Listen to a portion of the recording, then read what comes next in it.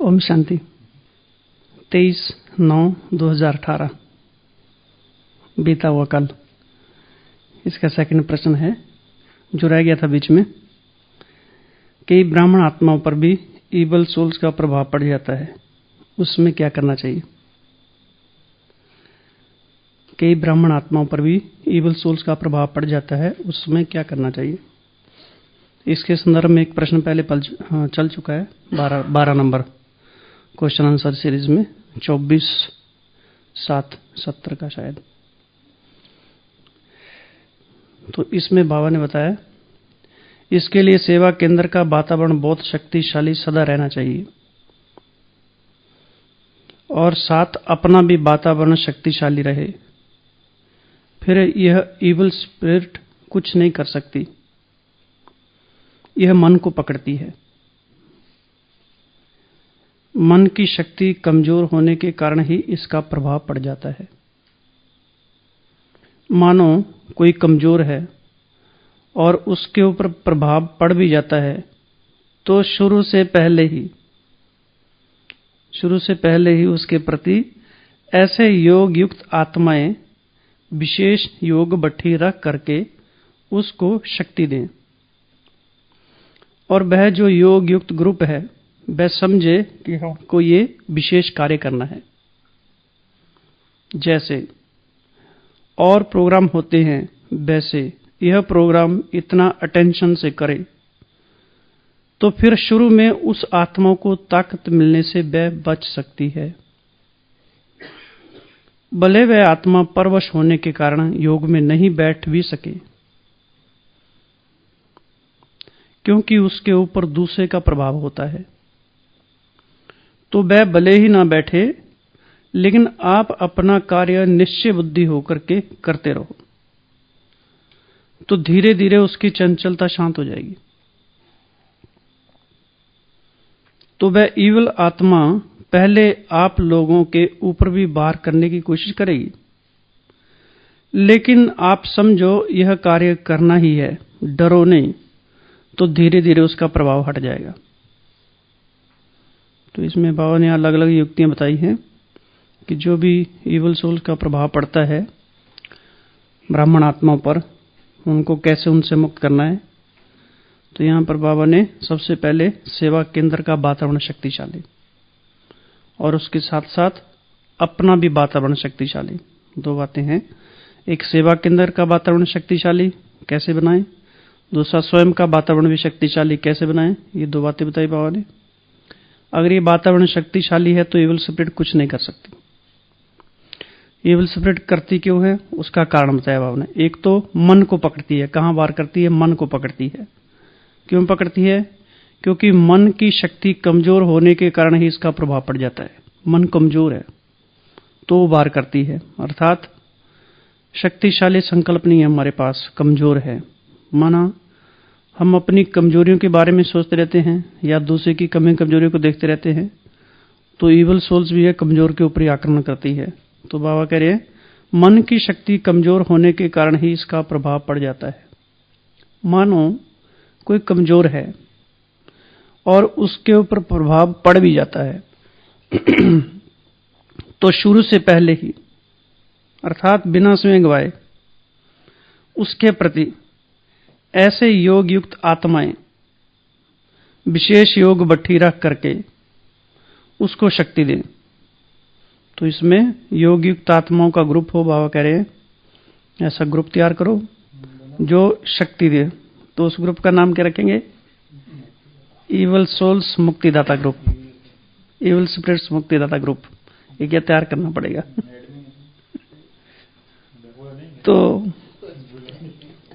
तो बाबा कह रहे हैं तो वह जो योग युक्त ग्रुप है वह समझे, फिर उसको रिस्पॉन्सिबिलिटी लेनी पड़ेगी कि हमको ये विशेष कार्य करना ही है। इसके लिए बाबा ने फिर एग्जाम्पल दिया, जैसे और प्रोग्राम्स होते हैं वैसे ये प्रोग्राम इतना अटेंशन से करे। माना इसमें पूरी रिस्पॉन्सिबिलिटी, पूरी जिम्मेवारी समझकर कि ये करना ही है। जैसे दूसरे प्रोग्राम करते तो कितना हम तन मन धन से पूरा पीछे लग जाते हैं, उसके सब भाई बहनों को अपनी अपनी जिम्मेवारी देते हैं। तो उसी तरह बाबा कहते हैं ये भी एक प्रोग्राम बनाओ और इतना अटेंशन से करो कि विशेष कार्य करना ही है, तो फिर शुरू में उस आत्मा को ताकत मिलने से वह बच सकती है। अर्थात अगर कोई आत्मा आती है इस तरह की, तो हमको इग्नोर नहीं करना, उसको बचाने की कोशिश करनी है, पूरी कोशिश। भले वे आत्मा परवश होने के कारण योग में नहीं भी बैठ सके। क्यों वो योग में नहीं बैठ सकती? क्योंकि वो परवश है, क्योंकि उसके ऊपर दूसरे का प्रभाव होता है। हाँ, वो डिस्टर्ब करेगी, इसका मतलब जो बैठने वाला डिस्टर्ब हो उसके ऊपर भी इविल सोल का प्रभाव है। हाँ, तो वो मतलब प्रभावित होने वाली भी कमजोर है, इसका अर्थ ये है। तो बाबा कह रहे हैं, तो वह भले ही ना बैठे लेकिन आप अपना कार्य निश्चय बुद्धि होकर के करते रहो।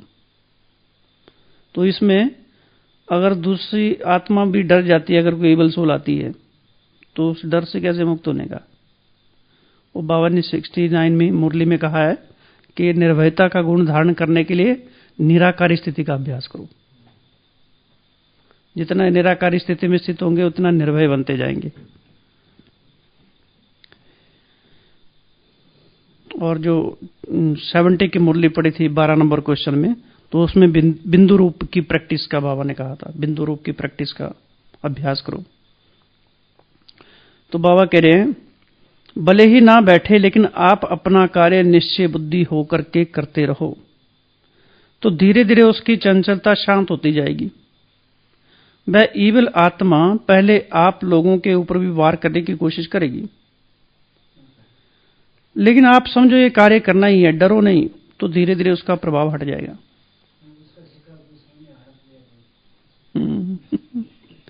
तो अब ये ईविल आत्मा, पहले तो हमको ये समझना पड़ेगा कि ये हमारे पास आती क्यों है, किस लिए आती है, वो क्यों आती है। हिसाब किताब भी हो गया, हिसाब किताब है, और दूसरा सुख शांति की तलाश में है। जिसके साथ उसका हिसाब किताब है उसके पास में आएगी। दूसरा, हाँ, कोई मोह भी हो सकता है ना। एक मुरली में और भी है कि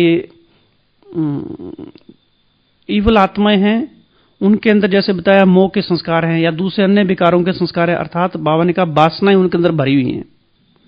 उनकी तृप्ति के लिए वो आत्माएं कमजोर आत्माओं को ढूंढती हैं, तो वो प्रवेश करती है उस आत्मा के अंदर, और विशेष रूप से, हाँ, उनकी फ्रिक्वेंसी मैच हो जाती है उसमें वहां।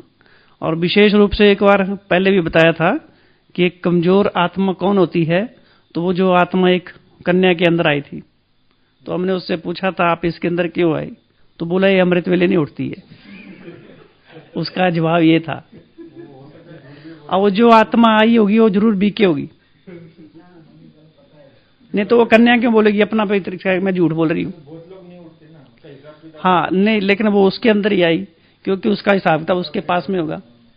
तो अगर झूठ तो नहीं बोला होगा उसने, क्योंकि उसको झूठ बोलने से उसके क्या फायदा है। तो हाँ तो इसलिए उसने पिछले जन्म में नहीं उठती होगी या उठाती होगी, तो उसने तर्क किया इसको कि कमजोर का कारण होने का कारण एक तो अमृत वेला शक्तिशाली नहीं है, उसका उठती नहीं है वो, तो उस पर अटैक करती है।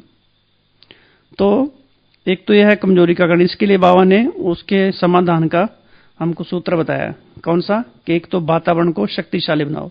सेवा केंद्र के वातावरण से पहले हमें स्वयं के वातावरण को शक्तिशाली बनाना है। तो स्वयं के वातावरण को शक्तिशाली बनाने के लिए कुछ हमें स्वयं का प्रोग्राम बनाना पड़ेगा। जैसे बाबा ने एक तो सार्वजनिक प्रोग्राम बनाया कि कार्यक्रम बनाओ वैसे, लेकिन एक व्यक्तिगत कार्यक्रम तैयार करना पड़ेगा। तो सार्वजनिक भट्टी के लिए हमको कुछ एक सूत्र निकालने पड़ेंगे, उस पर कुछ विशेष अटेंशन देना पड़ेगा सवेरे से लेकर रात्रि तक। तो हमारा अर्थात हमारा अमृत वेला भी शक्तिशाली हो। जैसे बताया ना उस दिन, आंख ऐसे भी नहीं होनी चाहिए, अर्थात नींद से। वैसे तो पलक झपकेगी, लेकिन नींद से हमारी आंखें बंद नहीं होनी चाहिए, हैं? हाँ, पलक नहीं जबते वो भी सोते, तो वो भी नहीं सोने का, अर्थात वो भी स्मृति हमारी होश में रहो। तो आप ऐसा अनुभव कर लेते हैं क्या? तो एक तो हमें अमृत वेला बहुत शक्तिशाली चाहिए। उसकी हमको पूर्व से प्लानिंग करनी पड़ेगी कि कैसे हमारा अमृत वेला शक्तिशाली हो। या जिस स्थान पर रहते हैं वहां का वातावरण शक्तिशाली हो। तो उसके लिए हमारा कहां कहां हमारा समय जा रहा है, क्योंकि हम स्वयं शक्तिशाली नहीं तो बाबा ने कहा अंत में एक एक का अंदर 10-10 आत्माएं घुस सकती हैं। तो जब 10 आत्माएं घुस जाएंगी तो हालत उस बंदर जैसी हो जाएगी जो पहले से चंचल है और ऊपर से उसने शराब पी ली, पागल हो गया वो, और 10 आत्माएं भी घुस गई तो क्या हाल होगा उसका। और वो तो आत्माएं आएंगी आएंगी, तो बाबा ने स्टेट किया पहले से, क्योंकि बाबा ने कहा अंत में ऐसी आत्माएं आएंगी जो कमजोर है, और कमजोर आत्माओं को ठिकाना देने के लिए, मुक्ति का मार्ग बताने के लिए तुम बच्चों को करना पड़ेगा। उसके लिए बाबा ने निमित्त बनाया हुआ, क्योंकि पहले से हमको पेपर बता दिया गया कि एविल स्पिरिट्स का प्रभाव पड़ेगा। तो सबसे पहले हमको घबराना नहीं है, लेकिन उससे पहले हमको पहले स्वयं शक्तिशाली बनाना है। शक्तिशाली होंगे तो ही नहीं घबराएंगे। पहलवान ही सामने से ताकतवर आ रहा है और हम कमजोर हैं तो नेचुरली हमारी हार हो जाएगी, घबराएंगे हम। तो पहले से हमको इतना शक्तिशाली स्वयं को बनाना पड़ेगा, इतना निर्भयता के गुण से परिपूर्ण करना पड़ेगा, ताकि इवल सोल्स का प्रभाव हमारे ऊपर ना पड़े, बल्कि उनको भी हम मुक्त कर सकें। और दूसरा, उनसे डरना नहीं है, क्योंकि बाबा ने कहा वो कमजोर मन के ऊपर वार करती है। तो मन हमारा कमजोर है पहले से ही, तो वार करेगी। तो मन को शक्तिशाली बनाना साथ में, अर्थात सोमान लेना है। मैं मास्टर भूतनाथ हूं। इस कब लेना है? रात को 12 बजे अमृत वे ले लेना। सही बोला ये तो ये, क्योंकि पहले से हमको फुल चार्ज करना। वास्तव में इसका टाइम से लेने कभी भी कर सकते हैं, क्योंकि इवल सोल को बताया कि थोड़ी नहीं आएगी मैं सवेरे आएंगी या शाम को आऊंगी, वो तो कभी भी आ सकती है। तो हमको पहले से ही इतना शक्तिशाली स्वयं को बनाना पड़ेगा। सोमान का अभ्यास अर्थात उस पर थोड़ा चिंतन करना पड़ेगा, उस पर थोड़ा काम करना पड़ेगा, उसकी गहराई में जाना पड़ेगा, ताकि वो सम्मान हमको केवल एक शब्दों तक ही सीमित न रह जाए, वो लगे सचमुच सम्मान की शक्ति हमारे में समा रही है। तो वो योग में बैठे बैठे भी उसका चिंतन करना है, ताकि आत्मा शक्तिशाली बन जाए। तो बाबा ने कहा यहाँ मन कमजोर होता है, तो एक तो अमृत वेला शक्तिशाली बनाना है, और सम्मान का अभ्यास, और योग के अलग अलग विजन। जैसे मैं आत्मा परमात्मा छत्रछाया में चल रही हूं, तो मुझे किसी भी आत्मा का परछाया प्रभावित नहीं कर सकता। उसकी छत्रछाया के अंदर नहीं है हम, अर्थात विस्मृति है। जैसे बताया था बेहोशी में है तो ही हमारे पर कोई आक्रमण कर रहा है। अगर हम पहले से होश में हैं, चारों तरफ पहरेदार खड़े हैं, पूरे सतर्क हैं, सजग है, तो कोई आक्रमण कर ही नहीं सकता है। पहले से हम विस्मृत हैं तो हमारे पर आक्रमण कर रहा है कोई। तो स्मृति और विस्मृति सारा खेल ये है। तो तीसरा, उसकी छत्रछाया के अंदर रहना है। फिर चौथा, संघ की बहुत संभाल करने की जरूरत है, क्योंकि आत्मा ताकतवर तभी बनेगी हम उसको शुद्ध संकल्पों का भोजन देंगे। अगर हम संघ में जा रहे हैं जहां हमारा खुद ही नुकसान हो रहा है, जहां हमारे ईबल विचार ही हमें प्रताड़ित कर रहे हैं, कहीं हमको भी खुद जांच करने की जरूरत है, कहीं ईबल सोल हमारे ऊपर भी तो नहीं प्रभावित आक्रमण कर रही है। हम तो कई बार सोचते हैं, जिस समय अगर हमारा योग नहीं लग रहा है, हम सारे दिन में निर्विघ्न है और योग नहीं लग रहा है, किसी का कोई विघ्न भी नहीं आया, फिर भी योग नहीं लग रहा है, तो कहीं ना कहीं तो प्रभाव तो है। ईवल संस्कार ही, वो बाबा ने 69 के मूल्य में कहा, ईवल संस्कार भी ईवल सोल के इक्वल ही हैं, पागल जैसे बना देते हैं वो। तो ईवल संस्कार हमारे कहीं सुख को नष्ट तो नहीं कर रहे हैं। उस संग जो ईवल संग हमको, जैसे बाबा कहते बुरा ना बोलो, बुरा ना देखो, बुरा ना सुनो, ये तो सब ईवल ही ना। Hear no evil, see no evil, talk no evil, do no evil, eat no evil, think no evil. तो ये भी ईवल सोल का सूक्ष्म में प्रभाव हमारे ऊपर तो नहीं कहीं पड़ा। और हम सोच रहे मैं तो मास्टर सर्वशक्तिवान हूं, और जैसे ईवल सोल का अटैक होता तो कोई प्रभावित तो होती। तो वो भी हमको देखना पड़ेगा।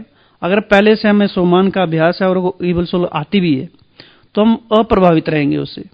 हमें अपना कर्तव्य याद आना चाहिए, उसके हमको क्या करना है, और वो याद तभी आएगा जब हमारी पहले से तैयारी होगी। तो ये हम उस आत्मा से नहीं डरेंगे, बल्कि उसको रास्ता दिखाने का प्रयास करेंगे। उसको ठिकाना लगाने के लिए हमारे में वो ताकत बाबा भरेगा, उसमें काम करेगा। तो एक तो ये करना है कि स्वयं को बेहोशी की हालत में नहीं रखना है, अर्थात संग से हमें स्वयं को बचाना है।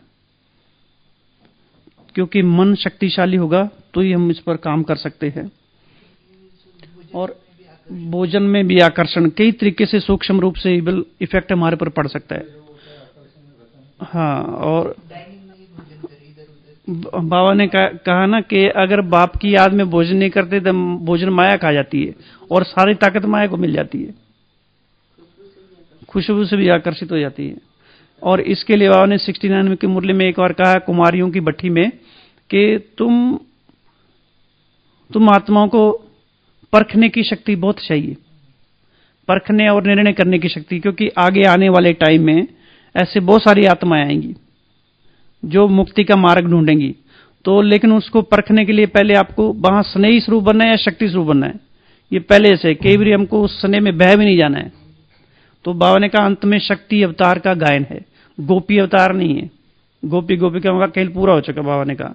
तो शक्ति अवतार बन के पहले से उतना स्वयं को शक्तिशाली बनाना है, तो उसके लिए परख शक्ति चाहिए, परखने और निर्णय की शक्ति। और इसके लिए बाबा ने कहा था परखने और निर्णय करने की शक्ति तब आएगी जब एकाग्रता की शक्ति होगी, और एकाग्रता तब आएगी जब योग अच्छा होगा। अर्थात कौन सी शक्ति होनी चाहिए उसके लिए?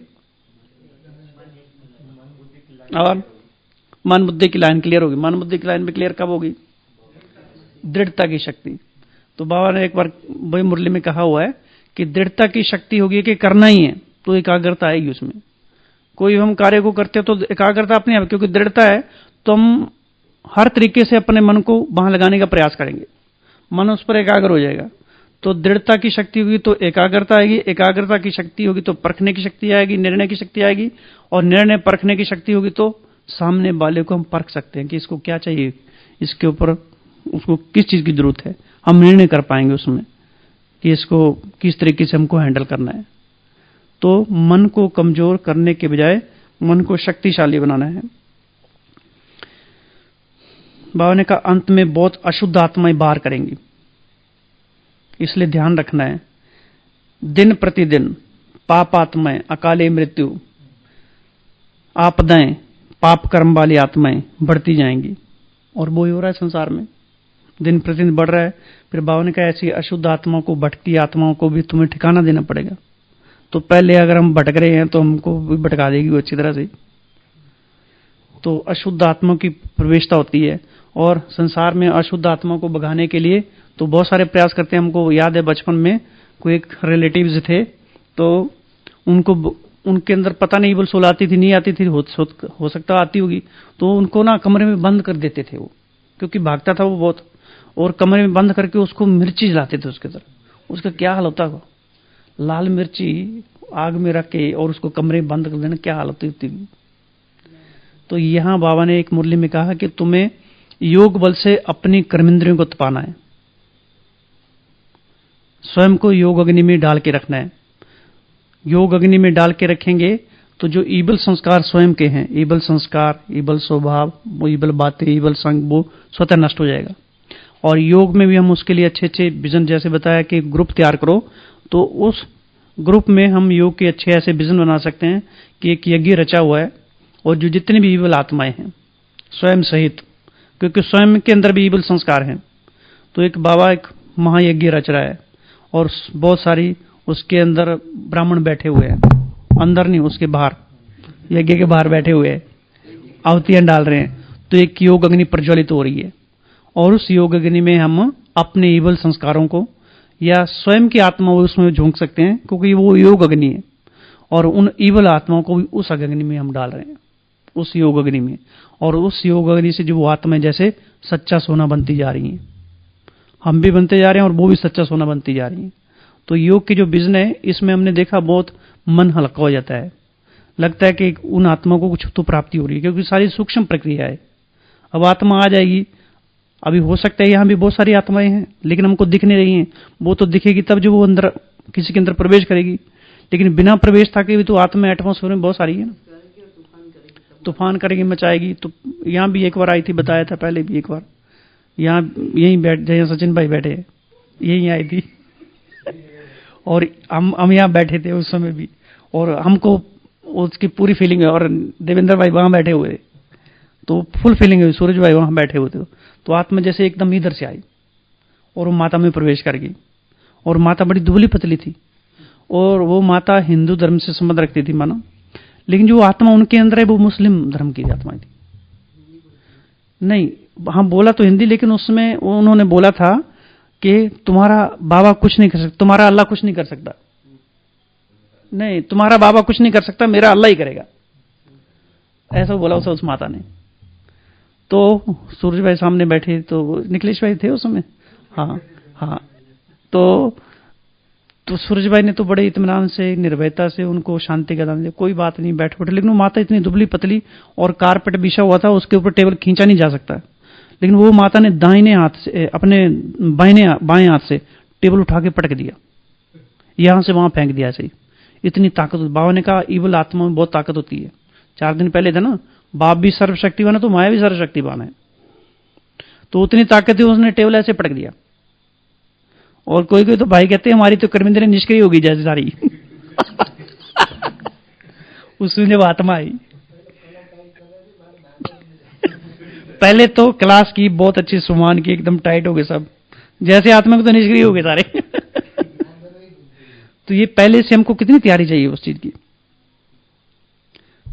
तो हमारी अवस्था, नहीं डरे तो नहीं थे उसमें कोई, क्योंकि एक तो था कि हम सब ग्रुप में बैठे हुए हैं, डर के ना होने के कारण ये थे, एक तो ग्रुप में बैठे थे हम और चर्चा करके हटे थे, बाकी तुरंत आए तो वो तो सब प्रभावित हो गए एकदम। कोई एंटर करेगा, दरवाजा खुलेगा तुरंत, हम एकदम साइलेंस में बैठे, वो दरवाजा धड़क से खोलेगा, तो थोड़ा तो हलचल में नहीं आते, बल्कि देखेगा कौन है, क्या है, कैसे है, विचार तो चलेंगे बुद्धि में। तो उसमें डर का माहौल तो कम ही था, क्योंकि ग्रुप बैठा हुआ था, अच्छी चर्चा करके बैठे थे। और वास्तव में वो आत्मा जो माता जी थे, तो ग्रुप पूरा होने के बाद उन्होंने सूरज भाई से कहा था कि मुझे एक बात पूछनी है, इवल सोल के बारे में पूछ रहे, क्योंकि उनको पता था मेरे अंदर आती है वो। तो माता जी पूछने ही वाले थे, तो उधर से छोटे लाला भाई ने मना कर दिया कि नहीं अभी आप बाद में पूछो। तो मना करने के बाद तुरंत वो आत्मा प्रवेश कर गई उसके अंदर। तो वास्तव में मना नहीं करना चाहिए, उसी में पूछ सकते थे वो, क्योंकि उन आत्मा को शफा कौन देगा। वो दरवाजे पर हमारे दर पर आया कुछ मांगने के लिए और हम कुछ को दे ही नहीं रहे कि तुम छोड़ दे, तो उसी, हाँ जी, नहीं शाम के टाइम, रात्रि 8:30-9 बजे के आसपास, 9:30 के आसपास बात है। तो उनको मना नहीं करना है, क्योंकि वास्तव में वो आत्मा है ही कमजोर, वो तो शक्ति लेने के लिए आई है, कम से कम आई तो है हमारे पास मांगने के लिए, उसको पता यहीं से मिलेगा और तो कोई हट्टी है ही नहीं है। इसी तरह एक आत्मा आई थी शांति में, जब डायमंड हॉल में हम लोग बैठे हुए थे, तो मैं और निखिलेश भाई आजू बाजू बैठे हुए थे, और पीछे वो ग्रिल लगी होती है, बीच में ग्रिल लगी थी ना पार्टीशन डालने के लिए, तो पीछे माताएं बैठी थी। वो माता थी नरेला दिल्ली की माता थी वो, तो वो दुबली पतली थी एकदम, और वो ग्रिल लांग के आ गई, एकदम लांग के आगे तो आगे जाने लगी। तो अब आसपास में तो सब पार्टी वाले बैठे थे, सेवादार भाई बहने बैठे थे, तो किसी ने भाई माता किसी कैसे पकड़ेगा कोई उसको, तो किसी ने हिम्मत नहीं की, लेकिन हम उठे और उसको पकड़ लिया इधर से। लेकिन जोर उसमें इतना ताकतवर, बात मत पूछो, थी दुबली पतली। हमने इधर से पकड़ लिया, वो बहुत आगे बढ़ रही थी, तो हमने उसको पूछा कहाँ जाना तुमको, बोला मुझे बाबा के साथ बाबा के पास जाना मिलने के लिए। तो मैं बोला ठीक है जाना चाहिए जरूर आपको तो, लेकिन आप इधर से नहीं जाओ, रास्ता इधर से बाहर से है, बाहर से जाना। तो क्योंकि हमको बाहर लेके आना था उसको पकड़ के, तो हमने पकड़ के उसके, फिर मना संभाल पकड़ में आ ही नहीं रही थी उस, लेकिन बहुत मुश्किल हो गया। फिर निखिलेश भाई आए, फिर उन्होंने भी पकड़ा साथ में, फिर हम दोनों पकड़ के उनको बाहर ले आए, और बड़ी मुश्किल से ले आए, इतना लोटपोट हो गई वो। और बाहर आके फिर निखिलेश भाई ने वो अपनी बोतल से पानी, ठंडा वंडा पानी निकाला और छींटे वीटे मारे उसको थोड़ा, तो थोड़ा वो नॉर्मल पोजीशन में आ गई। तब छींटे मारे उनको, फिर उनकी जो साथी माता थी फिर वो आई, तो उन्होंने बताया कि इसके अंदर कोई आता है। तो आवाज तो हमको पहले हो गया थोड़ा कि कुछ तो है, लेकिन जब उन्होंने बोला इसके अंदर आता है, तो फिर वो बैठ गई माता। फिर हमने उसको अपनी चेयर दे दी, उसको बिठा दिया वहां उस माता को। फिर मेरे पास एक सेब भी था उसमें, वो सेब भी दे दिया उसको, मतलब चलो थोड़ा हाथ तो मिले कम से कम, कोई है भी इधर, हमारे भाई बहन है अपने। तो वो तो सोल उसमें चली गई। फिर मुरली बाबा की चालू हो गई। 10 मिनट के बाद फिर वो आत्मा प्रवेश कर गई, और फिर वही उत्पात। फिर हम बाहर लेके आए दोनों, फिर बाहर बिठाया उसको कुर्सी के ऊपर। तो जैसे बाहर बैठाया, तो जो आसपास वाले दूसरे भाई थे और भी भाई बहन बाहर आ गए। तो कोई तो कहता है इसको जूते मारो, तो हमको तो बड़ा खराब लगा उसमें। एक तो बेचारी कमजोर है, वो कुछ तड़फ रही है, और ऊपर से मारने की बात कर रहे। तो हमको तो उसके गुस्सा तो नहीं कहेंगे, लेकिन घृणा भावना तो पैदा हुई कि इसने ऐसे क्यों कहा इसको। तो मैं बोला भाई एकदम पहले कमजोर है, इसको तुम मारने की बात कर रहा है बेचारी को। तो फिर हमने उसके सिर के ऊपर हाथ फेरा, फिर उसको बड़े प्यार से वहां से पकड़ के हम तपस्या धाम लेके गए थे। और तपस्या धाम में बाबा के सामने बिठा के, फिर तो उसके सेंटर के 2-4 लोग आ गए थे साथ में, भाई भी आ गया था एक, तो बाबा के सामने बिठाया। हमने कहा कि बाबा से दृष्टि लो आप। तो बोला नहीं, मैं नहीं दृष्टि लूंगी। तो फिर मैंने उसके ऊपर सिर के ऊपर हाथ रखा। मैं बोला देखो मैं आपका छोटा भाई हूं, तो मुझे क्या मुसीबत पड़ी है, ठीक है तुमको तकलीफ में रहना, तकलीफ में रहो। तुम यहाँ बाबा के भगवान के घर में आई है तो तुम तेरी भलाई के लिए कह रहे ना, तुम बाबा से दृष्टि लो, तेरे अंदर जो भी है तुम भावनाएं हैं वो तेरी बाबा पूर्ण करेगा, तुम दृष्टि तो लो कम से कम पहले। तो जैसे हमने बोला ना उसको, हम तुम्हारे भाई हैं, तो थोड़ा उसने फिर हमारी तरफ देखना शुरू किया। नहीं तो पहले देख नहीं थे किसी की तरफ, क्योंकि वो कमजोर है, नजरें नहीं मिला पा रही है। तो फिर उसने बाबा की तरफ देखना शुरू किया उस आत्मा ने, उस माता के माध्यम से। तो बाबा को देखने के बाद धीरे धीरे वो ठंडी हो गई। फिर वो हाथ, हाँ, फिर हमने उनसे पूछा कि कहाँ से है आप? बोली मैं जयपुर से हूँ। तो कौन से गांव से? बोले गांव के नाम तो नहीं बताऊंगी। मेरा नाम क्या है? बोले जितेंद्र सिंह। वो थी वो माता, उसके अंदर भाई की सोल आई थी। मैंने क्यों आई इसके अंदर? बोला पिछले जन्म में इसने हमको बहुत तंग किया हुआ है, हमारे पूरे परिवार को बहुत तंग किया हुआ है। तो मैं बोला अभी आने से कोई फायदा नहीं है, क्योंकि पिछले जन्म में आप उसने तंग किया, अभी आप तंग कर रहे हो, तो हिसाब तो बराबर ही रहा, फिर अगले जन्म में फिर आपको तंग करेगी है, तो हिसाब खत्म कहाँ हुआ? मतलब आप यहाँ आए, आपका सौभाग्य है, आपको भगवान के घर में एक थोड़ा आश्रय मिला है, तो यहाँ भगवान से दृष्टि लो और आपकी मुक्ति हो जाएगी, नहीं तो ऐसे भटकते रहोगे। तो फिर थोड़ा थोड़ा उसने दृष्टि लेना शुरू की। फिर 2 मिनट में वो आत्मा चली गई वहां से, फिर वो माता नॉर्मल में आ गई एकदम। और 3-4 महीने के बाद वो भाई मिला था हमको इधर, तो हमने पूछा था अभी क्या वो आती? बोला नहीं अभी नहीं आती है। तो आत्माएं तो आएंगी, लेकिन हमको पहले से पूरी तैयारी करनी पड़ेगी उसकी। तो डरना नहीं है किसी भी हालत में। 10-10 आएंगी तो भी डरने का नहीं है, क्योंकि वो भी तो उसी भगवान के बच्चे हैं ना जिसके हम हैं। वो बेचारे मार्ग से भटक गए हैं, बुरे कर्म कर बैठे हैं, इसके ऊपर उनका प्रभाव आ गया, वो कमजोर हो गए हैं, दुखी हो गए हैं, तो उनको शफा कौन देगा? है तो हमारे परिवार का हिस्सा है ना। तो उस अपनेपन की भावना रखे अगर उनसे हम ट्रीटमेंट करेंगे तो हमें वो प्रभावित नहीं करेंगे। अगर हम उनका ही प्रति बुरा सोचेंगे, जैसे इसको जूता मारो, तो वो जो सोचेगी कल को इस भाई ने कहा था जूता मारो, वो प्रवेश करेगी उसमें आगे। हाँ, लेकिन वो जिसको भी बोला वो आत्मा फिर प्रभावित करेगी उसको आगे, जिसने उसको खराब बोला हुआ, क्योंकि हमने कर्म का हिसाब किताब चालू कर दिया वहां। बोल सही बोला तो क्रिया की प्रतिक्रिया तो होगी है, फल तो निकलेगा, बीज तो बो दिया हमने। तो हमको बोलना भी नहीं कहीं, चाहे ज्ञान में कोई चलता है नहीं चलता है, ट्रीटमेंट हमको एक जैसा करना चाहिए सबके साथ, क्योंकि सभी उसी भगवान के बच्चे हैं। तो ऐसे आत्माओं का प्रभाव तो पड़ता जाएगा धीरे। तो बाबा ने कहा इसके लिए प्रोग्राम बनाओ, व्यक्तिगत प्रोग्राम भी। तो जब भी हम योग में बैठते हैं तो सारे संसार की आत्माओं को, जितनी भूत प्रेत भटकती तड़पती रोगी जो भी है, सबको बुला लेने का और संगठन में बुलाने का, अकेले नहीं। लेकिन अकेले वही बता रहे हो, अकेले नहीं बुलाने का, संगठन में बुलाने का। ये मधुबन में आए हैं या उन आत्माओं का आह्वान करना सूक्ष्म वतन में, जैसे हम सवेरे करते हैं कभी कभी। सब आत्माओं को सूक्ष्म वतन में बाप दादा दोनों बैठे हुए हैं, पूरा ब्राह्मण परिवार और पूर्वज आत्माएं बैठी हैं, हम उस चक्र के अंदर में सुरक्षित हैं, और सब आत्माओं का आह्वान करना उसमें। तो क्या हम बुलाएंगे तो इसका मतलब हम डरते रहेंगे जिंदगी भर? बुलाना है उनको। हाँ, वो तो भाई अपनी अगर कमजोरी है, इसलिए बाबा कहते हैं पहले स्वयं के वातावरण को शक्तिशाली बनाओ। पहले स्वयं का वातावरण शक्तिशाली ने बुला लिया हमने तो वो प्रभावित करेंगे। तो पहले से स्वयं का वातावरण शक्तिशाली, सेवा केंद्र का वातावरण शक्तिशाली, तो फिर क्या सारी संसार की आत्मा को नहीं तो मुक्ति कौन करेगा? अगर हम उनको बुलाएंगे नहीं तो क्या संगम वैसे चलता रहेगा? सोचने विषय है। तो बुलाना तो पड़ेगा उनको, है सभी हैं। इसलिए बाबा ने आगे कहा निश्चय बुद्धि होकर के, क्योंकि उसका साथ हमारे साथ में। मुक्ति अगर हमने टाइटल ले लिया तो ज्ञान का एक हिसाब से भी मिस यूज करे, जो बाबा ने कहा ब्लेसिंग का। उसने हमको मुक्ति, जीवन मुक्ति का टाइटल दिया और हम काम ही नहीं कर रहे उसके ऊपर, तो कब करेंगे फिर? शरीर छोड़ने के बाद। तो काम तो पहले करना पड़ेगा ना, उन आत्माओं को पुकारना पड़ेगा, बुलाना पड़ेगा, उनकी पुकार सुननी पड़ेगी, तभी तो हमको, नहीं तो हम भी मुक्त नहीं हो पाएंगे।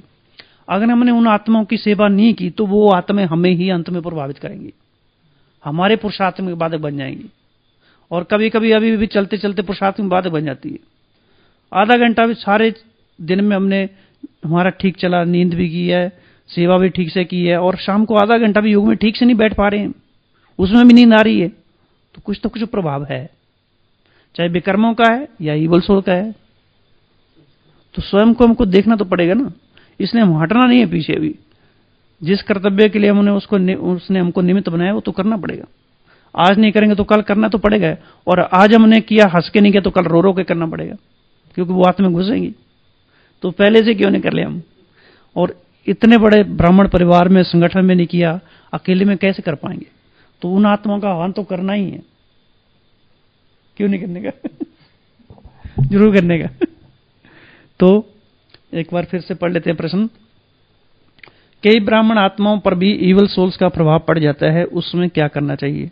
तो बाबा कह रहे हैं इसके लिए सेवा केंद्र का वातावरण बहुत शक्तिशाली सदा रहना चाहिए, और साथ अपना भी वातावरण शक्तिशाली रहे, फिर ये इविल स्पिरिट कुछ नहीं कर सकते, कुछ नहीं कर सकते। ये मन को पकड़ती हैं। मन की शक्ति कमजोर होने के कारण ही इसका प्रभाव पड़ जाता है। मानो कोई कमजोर है और उसके ऊपर प्रभाव पड़ भी जाता है, तो शुरू से पहले का अर्थ क्या? शुरू हुई है उससे पहले, बिना समय गवाए, शुरू से पहले ही उसके प्रति ऐसे योग युक्त आत्माएं विशेष योग बट्ठी करके, अर्थात शुरू से पहले का अर्थ है कि आत्माएं मानो कल आने वाली हैं, लेकिन हमको पहले से तैयार रहना पड़ेगा। हाँ, तो ये शुरू से पहले का हो गया है ना। तो शुरू से पहले से तैयारी करो। शुरू से पहले ही उसके प्रति ऐसे योग युक्त आत्माएं विशेष योग बट्ठी कर रख करके उसको शक्ति दें, और वह जो योग युक्त ग्रुप है वह समझे कि हमको ये विशेष कार्य करना है। जैसे और प्रोग्राम होते हैं वैसे ये प्रोग्राम इतना अटेंशन से करें तो फिर शुरू में उस आत्मा को ताकत मिलने से वह बच सकती है। अगर डॉक्टर ठीक होगा तो मरीज तो बचना चाहिए ना। अगर नहीं ठीक हो रहा इसका मतलब डॉक्टर ने ट्रीटमेंट ठीक नहीं किया। हिसाब किताब तो है ही है, हिसाब किताब तो चुकता कौन करेगा? हिसाब का हर मेथड का उसने हर क्वेश्चन का मेथड बताया हुआ है? नहीं, देखो पेशेंट जाने वाला भी अगर चला भी जाएगा तो भी उसके अगले जन्म में गति हो जाएगी। अगर हमारी शुभ भावना इतनी प्रबल है, तेज है, तो क्यों नहीं होगी? ड्राइवर कैसा भी, गाड़ी कैसी हो, ड्राइवर अच्छा तो किसी ना किसी तरीके से वो खींच के भी ले जाएगा, दूसरे की गाड़ी बुलाएगा। वो चारों पहिए पंचर होंगे तो टायर लेके आएगा, दूसरे टायर लगाएगा, वो कहीं से भी अरेंजमेंट करेगा। जहां चाह वहां राह तो निकली जाती है। तो बाबा कह रहे हैं जैसे और प्रोग्राम होते हैं वैसे ये प्रोग्राम इतना अटेंशन से करें तो फिर शुरू में उस आत्मा को ताकत मिलने से वे बच सकती है। भले वे आत्मा परवश होने के कारण योग में नहीं भी बैठ सके, क्योंकि उसके ऊपर दूसरे का प्रभाव होता है, तो वह भले ही ना बैठे, लेकिन आप अपना कार्य निश्चय बुद्धि होकर करते रहो, निश्चय बुद्धि होकर करते रहो, तो धीरे धीरे उसकी चंचलता शांत हो जाएगी।